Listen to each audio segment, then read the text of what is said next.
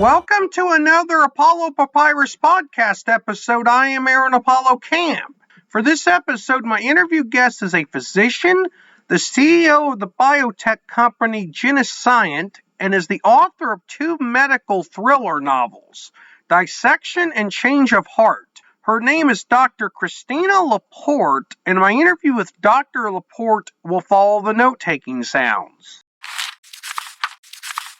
Dr. Cristina LePort, welcome to the Apollo Papyrus podcast. Thank you very much for having me. Feel free to introduce yourself to our listeners.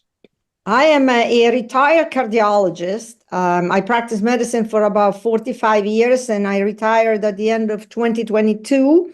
I'm also an author. I overlap my two careers, and now I'm a full-time author of medical thrillers.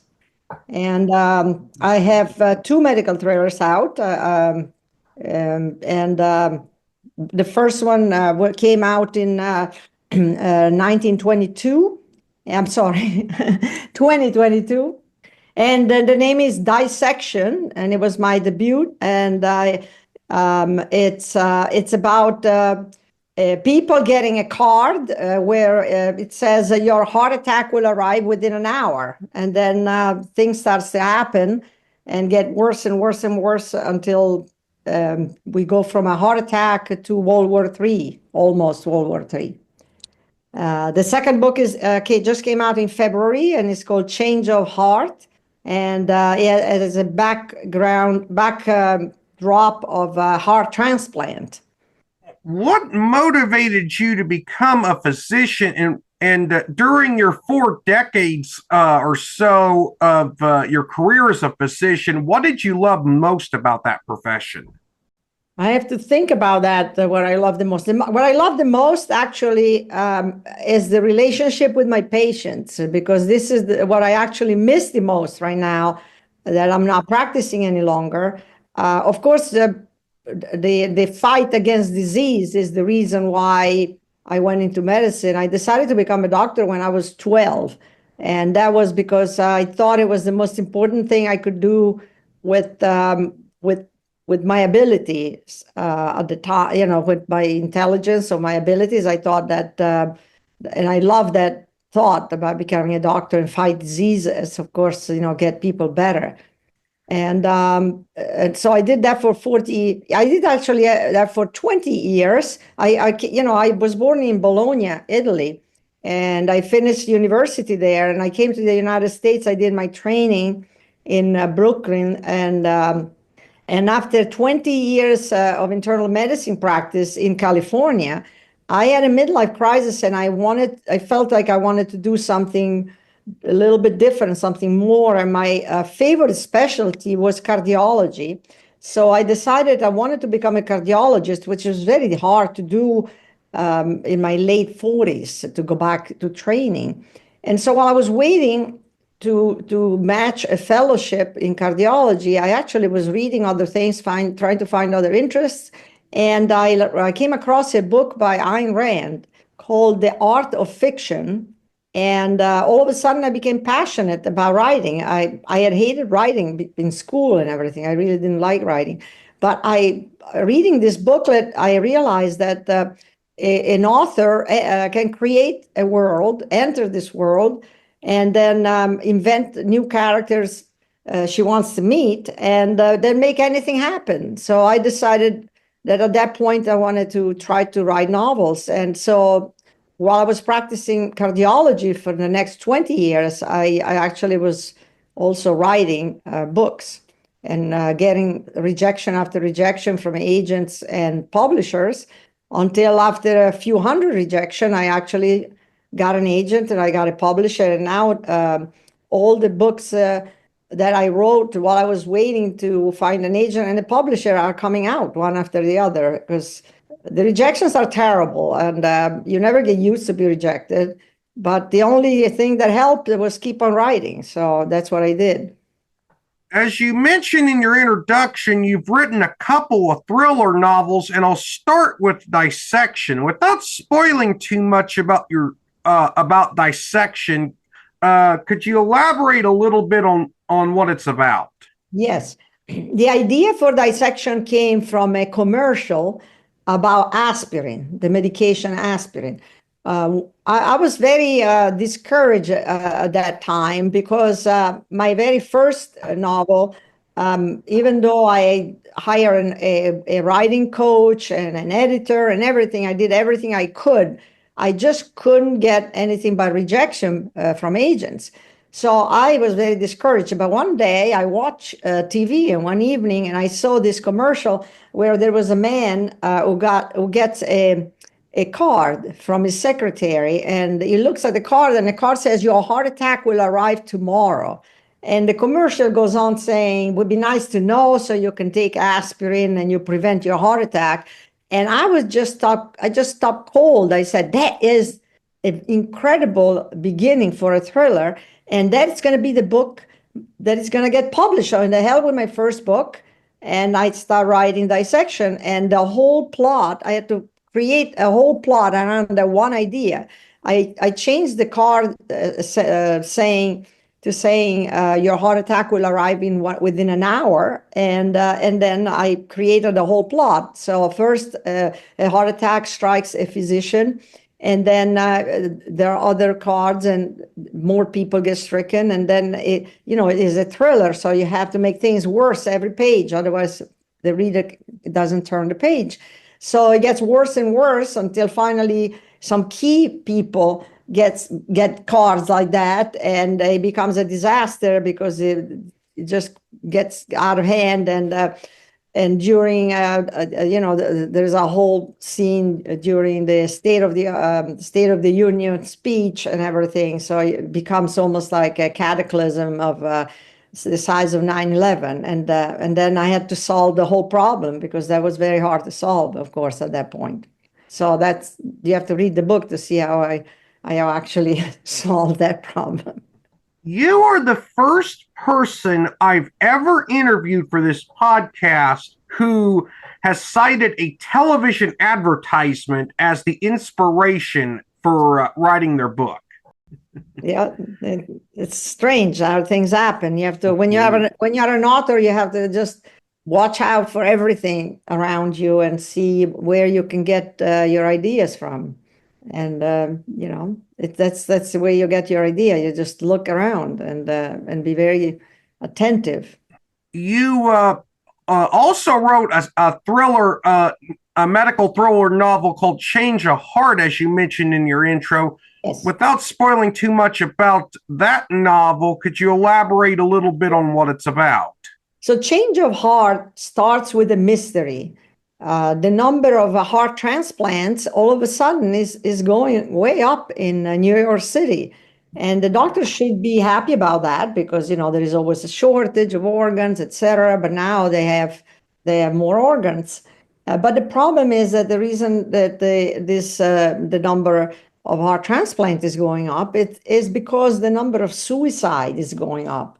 And these suicides are happening almost with precision. These people shoot themselves in their head, but they avoid the area of the brain that is in charge of keeping the heart beating. So the brain gets destroyed, but the heart keeps on beating. And they do this right in front of a hospital, so that their heart is really immediately ready to be harvested. And so this is a mystery, and this is all started to happen after supposedly a mobster hacked into medical records of several New York City hospitals. And nobody knows if it's true, and nobody knows how these two may be related. And so again, there are several hopefully unpredictable twists in this book. And again, you have to read the book to see how this all goes. But if you think about it, a heart transplant, when you have a heart that doesn't work and you need a heart, immediately that creates a conflict of interest. It's a very good start for a thriller because you have to hope for somebody to die in order for you to survive. So that is a very good backdrop for a thriller because it deals immediately with life or death, and there is a pressure of time, and so that's why medicine in general is a very good backdrop for thrillers. Has your background as a physician helped you as a thriller author, and if so, how? There are many overlaps between being a physician and being an author. Um, for example, we both need to know how to read people. The doctor needs to read people to make a diagnosis, and an author needs to read people to create characters. Because that's where characters come from. You take little bits and pieces from one person or another that you've met, or something about which you read, or about whom you read.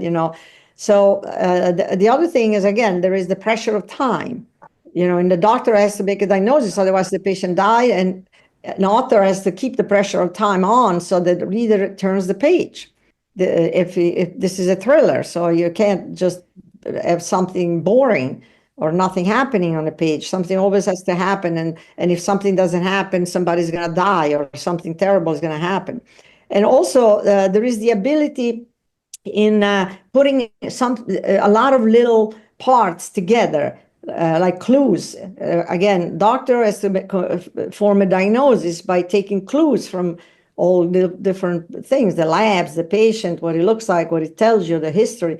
And the author has to put together clues to create a mystery. So I think that really helped to be a doctor and writing thrillers. How long did it take you to write each of your novels?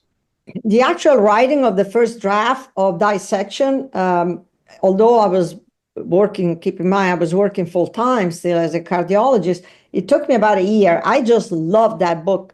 I just had so much fun writing that book that I just couldn't wait to go home and write it. I mean, sometimes one of my patients would cancel, and instead of being upset like in the past, I said, yes, I have a little bit more time to write today.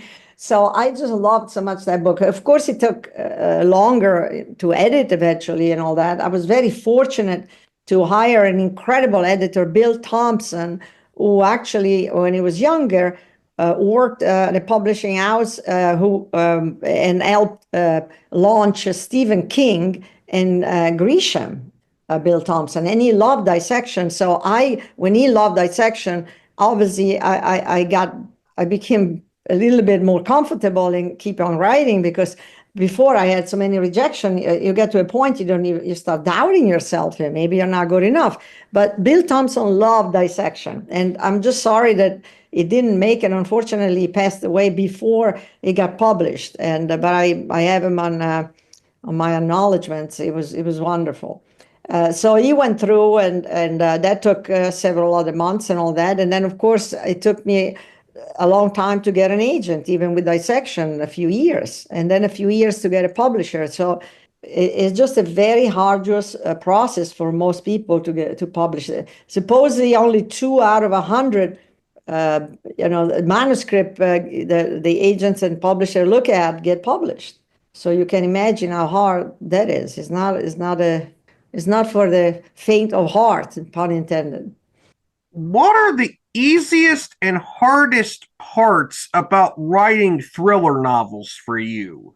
The most important part is obviously the plot, and it could be easy or it could be hard. I mean, writing is it's hard work, no matter what, even if you love it. You just have to put all your focus, your concentration, and not only that, but you have to, when you start writing, you have to forget everything about all the things you read about writing, all the things that you read about how you should do one thing or another. It has to all be into your subconscious, and it has to be as a background in your mind. But if you keep that in mind, you freeze. The other thing is that's also hard to do is that you cannot think about what your reader would like to read. You have to write for yourself. Of course you hope and like the fact that hopefully somebody will love your book and will read the book. You need readers, and you need readers to write books, right? Because otherwise nobody reads what you write. But while you're actually writing, you have to really write for yourself and keep nothing else in mind but the story. So that's a hard thing to do, because it comes spontaneous to constantly judge yourself and edit yourself, and you really have to avoid that, otherwise you freeze. So I think that's one of the hardest thing to do in writing.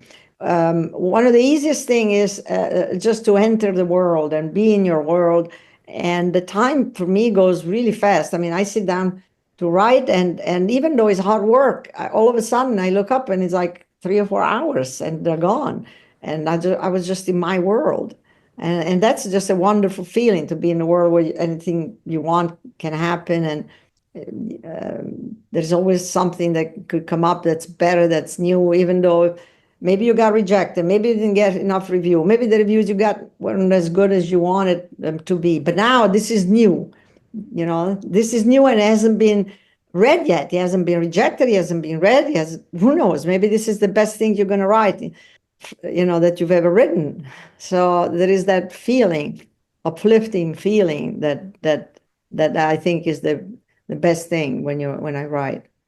Are both of your novels independently, traditionally, or hybrid published? I know you made a passing reference about the book publishing process, or did you use different publishing methods for each of your books? No, they're all published by Bancroft Press, which is a traditional publisher. I was fortunate enough, finally, maybe I shouldn't say that because my process wasn't really due to luck, it was due to very hard work. But when I finally landed an agent and then a publisher, he loves my book. So he's publishing one after the other, all the books I had time to write, waiting to find them. So they're all published by Bancroft Press. And there are two more coming out. One is coming in October. And but first of all my books are independently, you could read them independently. Although Dissection and Change of Heart both have the same 2 or 3 same characters, they can all be read independently. The story is independent.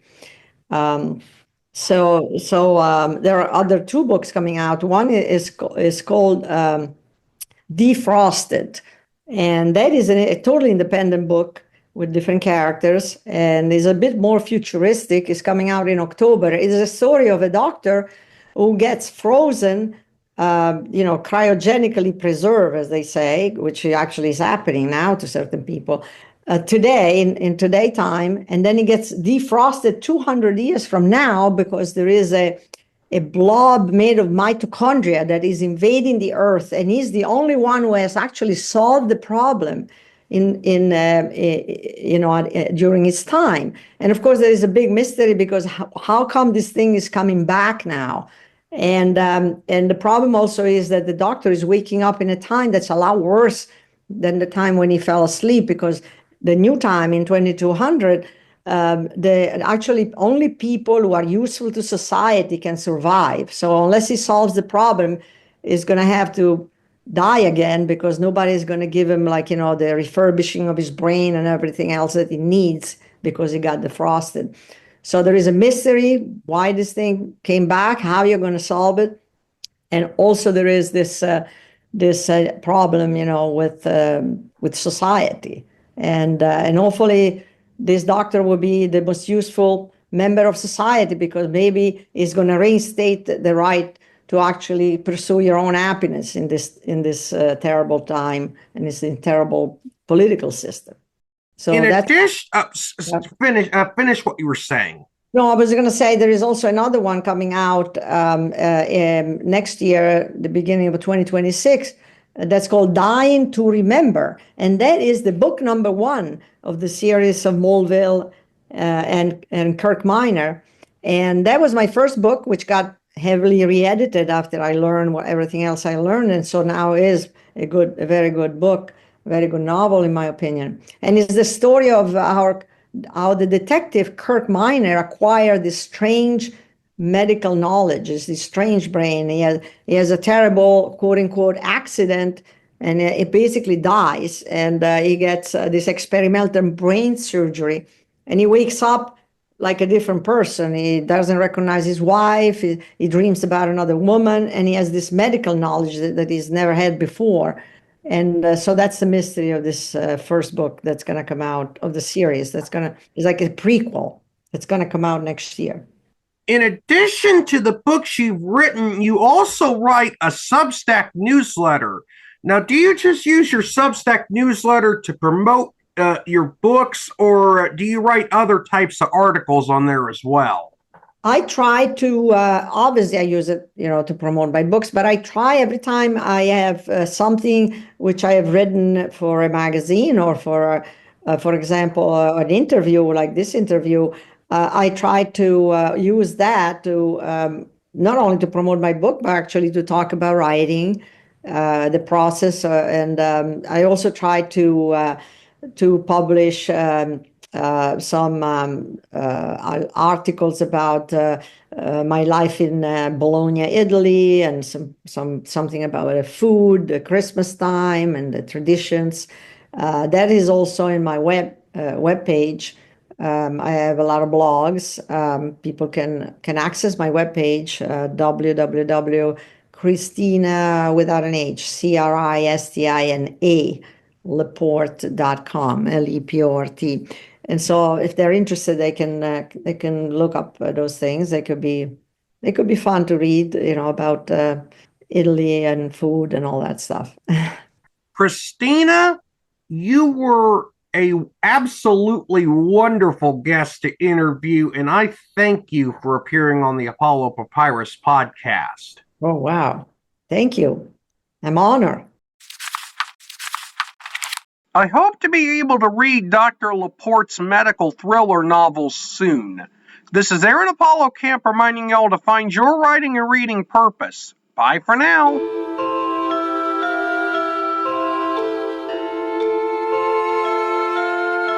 Copyright 2025, Aaron Apollo Camp, all rights reserved. This podcast episode is intended for the private listening of our audience. Any reuse or retransmission of this podcast episode without the express written consent of the podcast host is prohibited except under fair use guidelines. Royalty-free music and sound effects obtained from https://www.zapsplat.com.